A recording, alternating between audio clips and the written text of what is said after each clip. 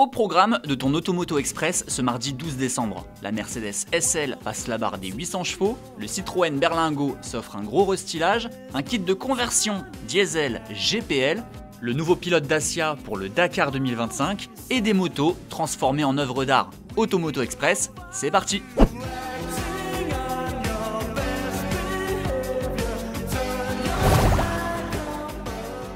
816 chevaux pour la Mercedes SL. Pas assez puissante, la Mercedes SL 63 AMG et ses 585 chevaux, Mercedes a la solution. Voici la SL 63S E-Performance. Derrière ce nom à rallonge se cache un monstre. Le V8 biturbo est couplé à un moteur électrique, pour une puissance totale de 816 chevaux. Du coup, ce cabriolet peut abattre le 0 à 100 km/h en 2 secondes 9 et foncer jusqu'à 317 km/h. Cheveux au vent, avec son système hybride dérivé de la F1 qui favorise clairement les performances. Cette SL 63 SE Performance se prend quand même plus de 14 000 € de malus à ajouter au tarif du modèle. Mercedes n'a pas communiqué le prix de cette SL sous stéroïdes, mais on imagine qu'elle franchira largement les 200 000 €. Le Citroën Berlingo se refait une beauté. La marque au chevron vient d'offrir un gros restylage au E-Berlingo, son ludospace disponible depuis 2022 uniquement en 100% électrique. Et le moins que l'on puisse dire, c'est que Citroën n'a pas fait les choses à moitié. On va commencer par ce qui se voit, le look. Ce nouveau E-Berlingo a encore plus de personnalité grâce à ses nouvelles optiques, sa nouvelle calandre qui intègre le nouveau logo et son nouveau bouclier. Il reprend la signature lumineuse introduite sur la nouvelle C3. Le pionnier des ludospaces fait aussi le plein d'aide à la conduite. En plus du look, Citroën a revu l'autonomie de son Berlingo en conservant le même moteur de 136 chevaux et une nouvelle batterie de 50 kWh.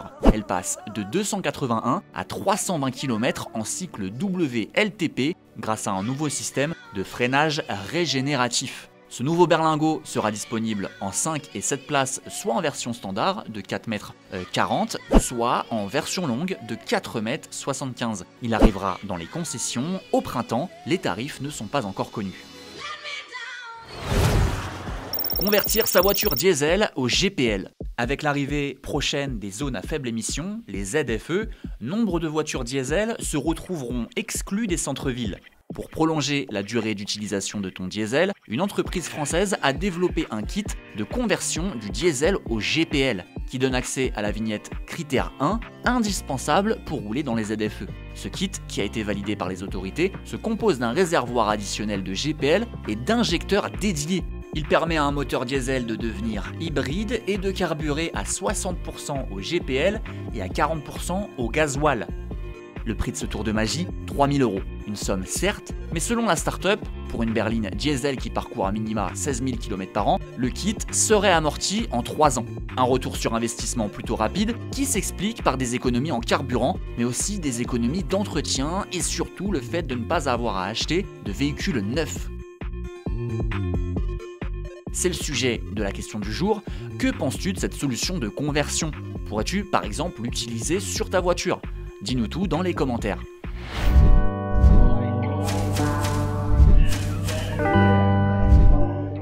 La Dream Team de Dacia. Le constructeur roumain vient d'annoncer le nom du 3e pilote qui prendra le volant de son prototype fonctionnant au carburant de synthèse pour le Dakar 2025.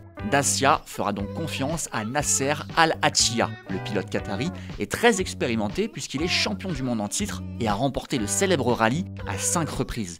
Il sera accompagné dans cette nouvelle aventure par son fidèle copilote depuis de nombreuses années, le français Mathieu Baumel. Les 2 autres prototypes seront confiés à Sébastien Loeb, nonuple champion du monde, on le connaît, en WRC, et l'espagnol Cristina Gutiérrez, grand espoir de la discipline. Dacia met donc les petits plats dans les grands pour gagner le Dakar 2025. Quels sont les constructeurs qui pourront leur barrer la route? Selon les bruits de couloir, Audi participerait à son dernier Dakar en janvier 2024. Toyota pourrait également stopper son programme à la fin de l'année prochaine, mais Ford sera là en 2024 et en 2025 avec un Ranger Raptor conçu pour le Dakar. On a hâte de voir cette bataille en tout cas.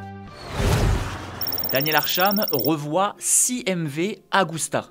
La marque italienne MV Agusta s'est associée à Daniel Arsham, un artiste contemporain très connu pour ses dessins et sculptures minérales et volcaniques, pour imaginer une série spéciale de la 800 Super Veloce, limitée à 6 exemplaires. Comme tu peux le voir, elle n'a plus rien à voir avec une moto classique. C'est maintenant une œuvre d'art. Elle est d'ailleurs vendue comme telle. Il est donc impossible de l'immatriculer.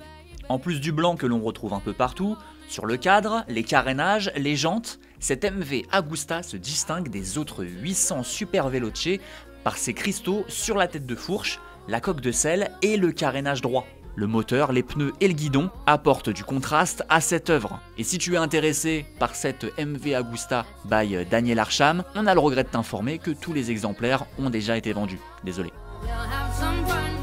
C'est le moment de revenir sur la question d'hier. On te demandait ce que tu pensais de la Rodin F0 et si elle pouvait faire de l'ombre à la Bugatti Bolide. Selon vous, il n'y a pas de débat. La Rodin F0 ne fait pas le poids. Et c'est Simon qui nous le confirme. Pour toi, la Bugatti Bolide est plus polyvalente et 1000 fois plus classe.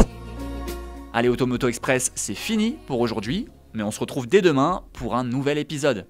Bonne soirée à vous et ciao! Don't cry, snowman, don't you fear the sun who'll carry me without legs to run, honey, without legs to run, honey.